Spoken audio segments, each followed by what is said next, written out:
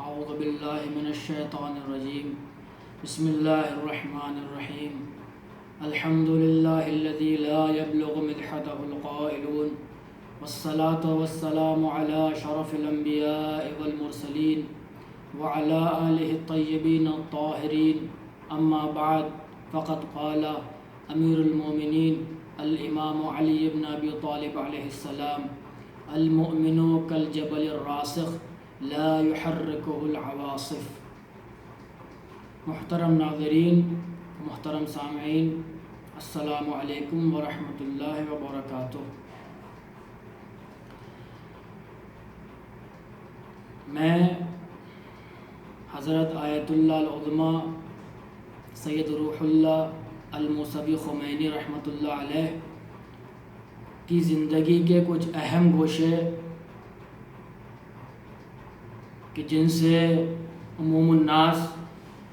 کم آشنائی اور واقفیت رکھتے ہیں انہیں بیان کرنے کی کوشش کروں گا۔ امام خمینی رحمۃ اللہ علیہ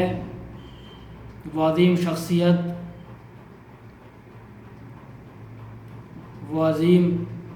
شخصیت کے مالک کہ جنہوں نے ایران کو ایک نئی زندگی عطا کی۔ انقلاب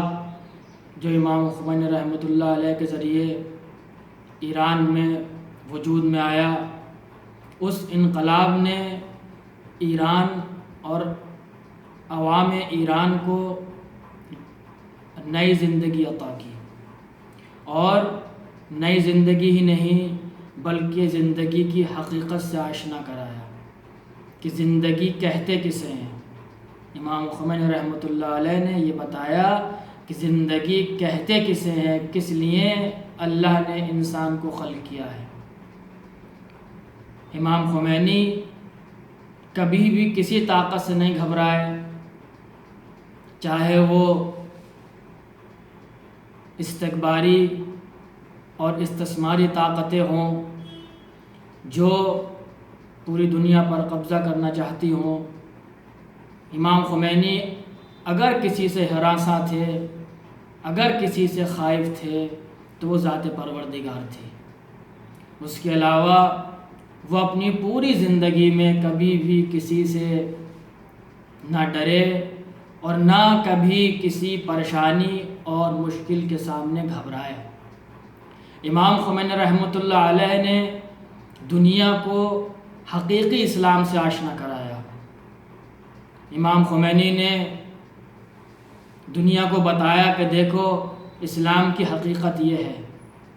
حقیقی اسلام کا چہرہ یہ ہے۔ انقلاب ایران کے بعد اسلام کا حقیقی چہرہ امام خمینی نے دنیا کے سامنے رکھا کہ دیکھو اسلام واقعی سے کہتے ہیں۔ اور کیوں امام خمینی اسلام واقعی پیش کیوں نہ کرتے؟ کیونکہ امام خمینی نے اسی در سے تعلیم حاصل کی جس در کا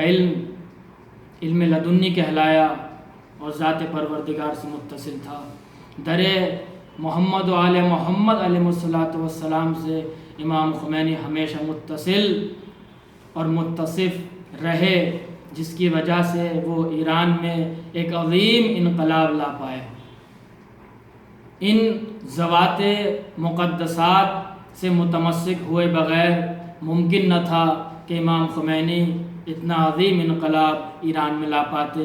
اور ایران کو اصل زندگی سے آشنا کراتے اور دنیا کے سامنے اصل اسلام کا چہرہ رکھ پاتے۔ اگر اصل حقیقی چہرہ اگر دکھایا دنیا کو تو وہ امام خمینی رحمۃ اللہ علیہ نے پیش کیا،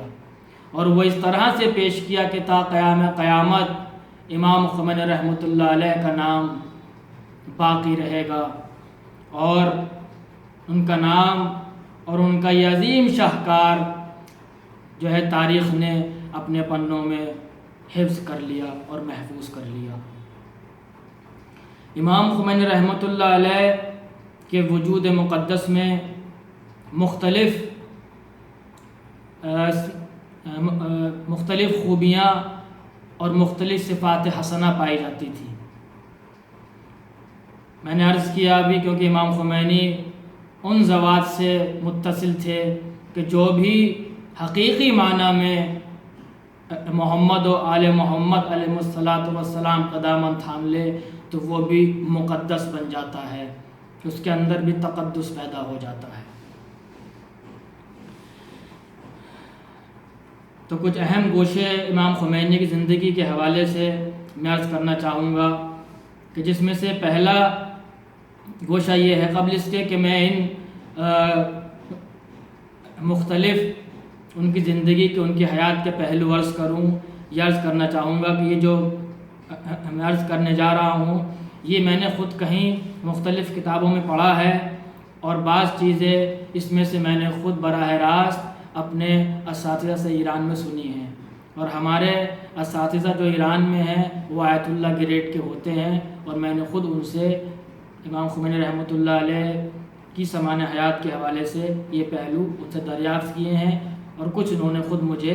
بتائے ہیں۔ تو دونوں کو ملا کر میں عرض کرنا چاہتا ہوں کہ امام خمینی رحمۃ اللہ علیہ تہران میں، کہ جو ایران کی راجدھانی ہے، پائے تخت ہے، کیپٹل ہے، وہاں رہتے تھے۔ انقلاب کے بعد کے واقعات میں سنانا چاہ رہا ہوں۔ یہ واقعہ جو میں سنانے جا رہا ہوں اس وقت ان کی زندگی کے پہلو، یہ انقلاب کے بعد کا ہے، اور تقریباً فوراً ہی بعد کا ہے۔ اس وقت جب انقلاب ایران کا نیا نیا کامیاب ہوا تو ابھی انقلاب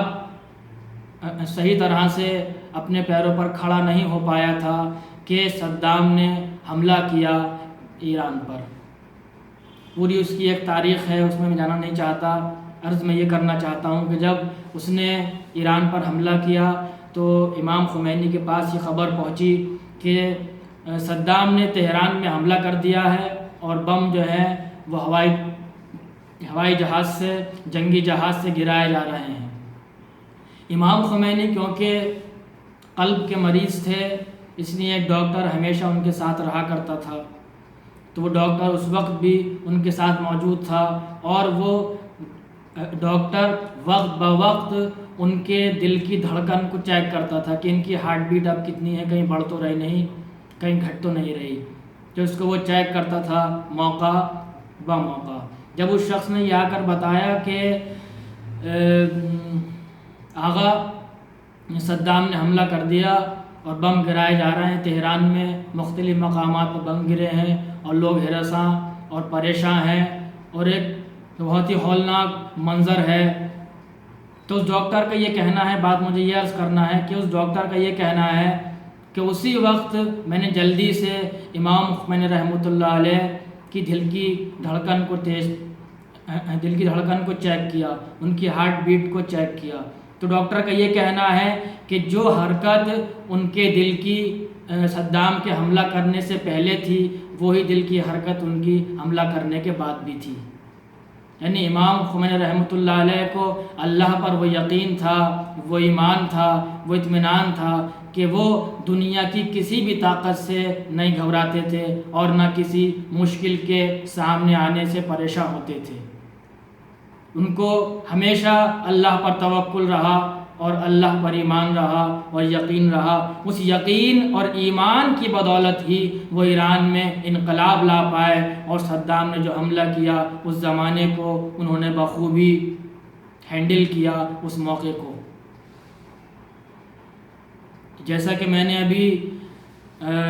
حضرت امیر المومنین علی بن ابی طالب علیہ السلام نے جو نہج البلاغہ میں ذکر کیا ہے، میں نے ان سے متعلق ایک حدیث ذکر کی کہ المؤمن کالجبل الراسخ لا يحركه العواصف، مومن کی صفت بیان کر رہے ہیں حضرت علی بن ابی طالب کہ مومن کسے کہتے ہیں؟ المؤمن کالجبل الراسخ، مومن اسے کہتے ہیں کہ جو پہاڑ کی طرح ہو۔ دیکھیے پہاڑ کسے کہتے ہیں؟ پہاڑ وہ چیز ہے چاہے کتنی ہی آندھیاں آ جائیں، چاہے کتنے ہی طوفان آ جائیں، چاہے کتنی زلزلے آ جائیں، لیکن پہاڑ زلزلوں کو نوٹس نہیں لیتا، پہاڑ آندھیوں کا نوٹس نہیں لیتا، پہاڑ زلزلوں کا نوٹس نہیں لیتا۔ آندھیاں آتی ہیں چلی جاتی ہیں، زلزلے آتے ہیں چلے جاتے ہیں، لیکن پہاڑ اپنی جگہ باقی رہتا ہے اور ثابت رہتا ہے۔ اسی طرح سے پہاڑ کی مثال حضرت علی ابن ابی طالب مومن سے دے رہے ہیں کہ مومن کسے کہتے ہیں؟ المؤمن کالجبل الراسخ لا يحركه العواصف، مومن اسے کہتے ہیں جو پہاڑ کی طرح میدان میں ہو، چاہے کہیں بھی ہو، ثابت قدم رہتا ہے، مشکلات سے گھبراتا نہیں، حملوں سے گھبراتا نہیں، جنگ سے گھبراتا نہیں، جیسی بھی مشکلات پیش آئیں ان کا سامنا کرتا ہے، چاہے وہ اپنی ذات سے متعلق ہوں، چاہے وہ دین سے متعلق ہوں، چاہے وہ اسلام سے متعلق ہوں، جیسی بھی مشکلات کا سامنا کرنا ہو مومن کو، وہ سینہ سپر ہو کر سامنا کرتا ہے، پہاڑ کی طرح کھڑا رہتا ہے۔ آندھیاں مومن کو ہلا نہیں پاتی، آندھیوں سے مراد مشکلات، مصیبتیں مومن کو اپنی جگہ سے ہلا نہیں پاتی، مومن کو مومن کے ارادے سے منحرف نہیں کرتی۔ امام خمینی ایک اس کی مثال کہے جا سکتے ہیں کہ امام خمینی رحمۃ اللہ علیہ نے وہ مثال پیش کی کہ انہوں نے تمام مشکلات کا سامنا بخوبی اور سینہ سپر ہو کر کیا، اور دنیا کو بتایا کہ دیکھو ایک عالم دین بھی حکومت کر سکتا ہے، اور اس طرح حکومت کر سکتا ہے کہ دنیا دیکھے گی اور کہے گی کہ دیکھو اسے کہتے ہیں حکومت کرنا، اسے کہتے ہیں ملک کو چلانا۔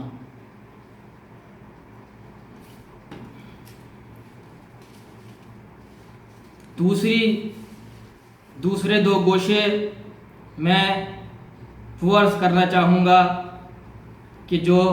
انقلاب سے پہلے کے ہیں، یہ جب کے ہیں جب امام خمینی رحمۃ اللہ علیہ کو ایران سے تبعید کر دیا گیا اور مختلف جگہوں پر وہ رہے، مختلف شہروں میں رہے، تو ایک لمبے عرصے تک وہ نجف اشرف میں مقیم رہے اور وہاں امام جماعت کے فرائض بھی انجام دیتے تھے اور جو تدریس کے فرائض بھی انجام دیتے تھے، درس خارج وہاں پر دیا کرتے تھے۔ تو نجف اشرف سے متعلق دو ان کی زندگی کے پہلو ہیں۔ پہلا میں یہ عرض کرنا چاہوں گا کہ ایک مرتبہ امام خمینی کو شدید بخار لاحق ہوا، شدید بخار ان پر طاری ہوا، رات کا وقت تھا، تمام ڈاکٹرز، کلینک، ہاسپٹلز بند ہو چکے تھے۔ اچھا ایک ان کے بیٹے جو تھے وہ ان کے ساتھ رہا کرتے تھے، بیٹے کو بھیجا کہ دیکھو جاؤ، وہ گئے اور تلاش کیا، بہت تلاش کرنے کے بعد کسی نے بتایا کہ فلاں گھر میں فلاں ایک طبیب ہے، جائیے اسے لے جائیے۔ وہ طبیب آیا اور آ کر دیکھا گھر میں، ان کے بیٹے نے باپ کو تلاش کیا کہ کہاں ہے بابا، دیکھا تو اس وقت نماز شب کا وقت ہو چکا تھا، تو امام خمینی رحمۃ اللہ علیہ اس وقت نماز شب پڑھ رہے تھے۔ نماز شب جب ختم کی اور جب ڈاکٹر نے ان کا معائنہ کرنا شروع کیا تو ڈاکٹر نے یہ کہا، ارے آپ کو تو اتنا سخت اور اتنا تیز بخار ہے کہ اتنے تیز بخار میں آدمی اپنے پیر پر کھڑا نہیں ہو سکتا، اتنے شدید اور اتنے تیز بخار میں آدمی کا کھڑا ہونا مشکل ہے، اور آپ ایسی حالت میں نماز انجام دے رہے تھے، نماز پڑھ رہے تھے۔ تو امام خمینی رحمۃ اللہ علیہ کو اللہ کی عبادت سے اور اللہ سے اتنا عشق تھا کہ وہ کسی بھی صورت میں انہوں نے اپنی واجب نمازی تو دور کی بات نماز شب کو کبھی قضا نہیں کیا۔ میں نے سنا ہے اپنے اساتذہ سے بتاتے ہیں، اور میں نے پڑھا بھی ہے ان کی زمان حیات میں، کہ تقریباً 17 یا 18 سال کی عمر سے جو امام خمینی رحمۃ اللہ علیہ نے نماز شب کو پڑھنا شروع کیا، وہ اپنی زندگی کے آخری لمحات تک نماز شب کو انجام دیتے رہے، اور نماز شب ان کی 18 یا 17 سال کی عمر سے جو پڑھنا شروع کی وہ کبھی قضا نہیں ہوئی، چاہے کیسا ہی وقت رہا ہو، کیسا ہی موسم رہا ہو، کہیں بھی رہے ہوں، وہ کسی بھی مشکل میں رہے ہوں، لیکن نماز شب ان کی کبھی قضا نہیں ہوئی۔ اور جو ہے ان کا اٹھنے کا معمول یہ تھا کہ ہر روز صبح نماز صبح سے تقریباً 1 یا 1.5 گھنٹہ پہلے اٹھتے تھے، تاکہ آرام سے وضو وغیرہ کر اور نماز شب اور دیگر جو تعقیبات ہیں ان کو انجام دے سکیں۔ تو یہ امام خمینی رحمۃ اللہ علیہ کی زندگی کا دوسرا پہلو اور بہت اہم پہلو ہے. اور امام خمینی رحمۃ اللہ علیہ نے اپنے تمام جو ہے کارناموں کو، جس میں سے نمایاں ان کا شاہکار ایران کا انقلاب ہے، انہوں نے تمام چیزوں کو اس ہی نماز شب کی منہون منت قرار دیا. نماز شب کی روایات میں بہت اہمیت ہے. خود قرآن کریم میں بھی مختلف مقامات پر اس کی تاکید اور اس کی اہمیت کے حوالے سے خداوند عالم نے بیان کیا ہے. ایک آخری گوشہ آج کے اس نشست میں یہ ہے کہ امام خمینی جب نجف اشرف میں رہا کرتے تھے تو ان کا روز کا یہ معمول تھا کہ وہ حضرت علی ابن ابی طالب علیہ الصلوۃ والسلام کے حرم مبارک میں روز جایا کرتے تھے، زیارت سے روز مشرف ہوا کرتے تھے اور زری کو ہاتھوں سے پکڑ کر اور چوم کر اس کے روضے کی زری کی زیارت کیا کرتے تھے. اور ان کا یہ معمول تھا کہ زیارت عاشوراء کو وہ روز پڑھا کرتے تھے. ایک زیارت عاشوراء اور ایک زیارت جامع کبیرہ، یہ دونوں زیارات وہ حرم میں داخل ہونے کے بعد زری سے قریب جو ہے پڑھا کرتے تھے ہر روز. اور جایا کب کرتے تھے؟ وہ مغرب کی نماز کے تقریباً 2 گھنٹے بعد مشرف ہوا کرتے تھے زیارت حرم علی ابن ابی طالب علیہ السلام کی، مغرب سے 2 گھنٹے بعد، کیونکہ یہ وہ وقت ہوا کرتا تھا کہ اس وقت حرم میں خلوت رہتی تھی، بھیڑ کم رہتی تھی، تو وہ آرام سے زیارت جو ہے پڑھ لیا کرتے تھے. لیکن زیارت عاشوراء کو جو پڑھنے کا ان کا طریقہ تھا وہ یہ تھا کہ زیارت عاشوراء کو وہ کھڑے ہو کر پڑھتے تھے اور زری کو ایک ہاتھ سے تھام کر پکڑتے تھے. زری کو ایک ہاتھ سے تھام کر زیارت عاشوراء کو پڑھتے تھے اور زیارت جامعہ کبیرہ کو بیٹھ کر پڑھتے تھے زری کے روبرو. تو کہنے کا مطلب یہ ہے، بات میں جو میں نے پورا واقعہ نقل کیا وہ اس لیے نقل کیا کہ ایک مرتبہ ایسا ہوا کہ جب ان کا جانے کا وقت ہوا حرم تو موسم خراب ہو گیا، بارش سی آنے لگی اور ہوا چلنے لگی تیز. اور ان کا جو گھر تھا وہ اس جگہ پر تھا کہ ان کے گھر سے حرم کا گنبد دکھائی دیتا تھا. تو جب وہ جانے کے ہوئے تو ان کے بیٹے نے کہا کہ بابا آج موسم خراب ہے، آپ یہیں سے گنبد کو دیکھ کر زیارت پڑھ لیجئے، مولا قبول کریں گے آپ کی زیارت. تو بولے نہیں، میں زری کو پکڑ کر ہی زیارت عاشوراء پڑھوں گا. بہت اہم بات ہے، میں زری کو پکڑ کر ہی زیارت عاشوراء پڑھوں گا. تو ان کے بیٹے نے کہا کہ ارے آپ تو بالکل عوام کی طرح کہہ رہے ہیں، عام لوگوں کی طرح، کہ علم کو چھو کر ہی زیارت کروں گا، تابوت کو چھو کر ہی زیارت کروں گا. ارے بھائی دیکھ لیا ہم نے، زیارت کر لی. تو ایک جملہ یہاں پر کہتے ہیں امام خمینی رحمۃ اللہ علیہ کہ یہ عوام کی چیز مجھ سے مت چھینو، عوام کی یہ چیز، عوام کا یہ عمل، عوام کی یہ روح، عوام کی یہ حس مجھے بہت پسند ہے. اور وہ اسی خرابی موسم کے خراب ہونے کے باوجود حرم گئے اور زری کو پکڑ کر ہی انہوں نے زیارت عاشوراء پڑھی. یہ امام خمینی رحمۃ اللہ علیہ کی زندگی کے کچھ اہم پہلو میں نے عرض کرنے کی کوشش کی. انشاءاللہ اگر موقع ملا تو پھر بھی آئندہ عرض کرنے کی کوشش کروں گا. وآخر دعوانا الحمد للہ رب العالمین.